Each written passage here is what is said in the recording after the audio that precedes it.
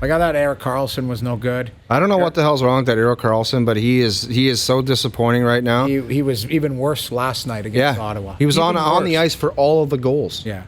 He's not even trying. I don't know what the hell he's doing out there, but he's embarrassing himself. He got paid. But if he wants to go down as one of the greatest defensemen ever, he better pull his head out of his ass because he's flat out embarrassing himself. He's not even playing hockey. I don't know what he's doing. It's disappointing to watch because you cover the Sens and you've been ice level watching that guy be the best player on the ice every night. There was a time where, remember in the playoffs when they did go to the conference finals, we came in here and we thought that he was the third best player in the world. That's right. You were like Crosby, McDavid, and then it's Karlsson. Yeah.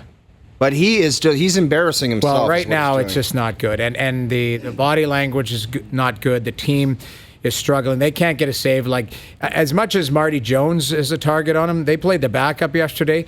Nick Paul hit the middle of the net coming down the wall. And Karlsson put a stick out. And at that point, you go stick on puck. But I don't know. Well, bring in Ray. I want to hear. I'm sure Ray watched the goal. It flat out hit the middle of the net. It went bar down, but it still hit the middle of the net. And Karlsson, the look on his face was like, okay, like that just hit the middle of the net. Here's Ray Ferraro joining us here on the Maple Toyota Hotline. We were just, I don't know. I guess we were talking about San Jose because they played here on Friday, and they were awful. They were lifeless. And Karlsson really is. He sticks out like a sore thumb because of how bad he's playing. It's kind of crazy, isn't it? Like, just a few years ago, you looked like at that San Jose team, and they'd been there forever together. They were all really tight. And, a couple of guys have left. Marlowe was gone.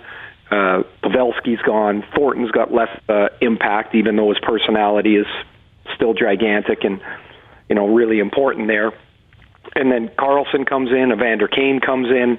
They sign them to long deals, and amongst other things where they run up against the cap and they've got to wheel through the bottom of their lineup, it just doesn't look right anymore. Karlsson doesn't look interested. No, he doesn't even care.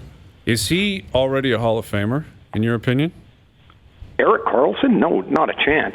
He's got 2 Norris trophies. Yeah, but not a chance for me. I would put it this way. That surprised me. Now I'm thinking about it a bit. It surprised me you said that, Brian.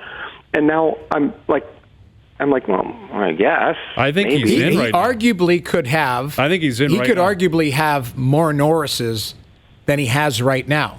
Because if it wasn't, like, I think Doughty won one when Karlsson could have been right there. I think Karlsson was like 80 points. And again, it's not about points, but there was a stretch there where 4 or 5 years where Karlsson, his name was right there if it wasn't for Doughty or Burns. Okay, but Noodles, is that enough?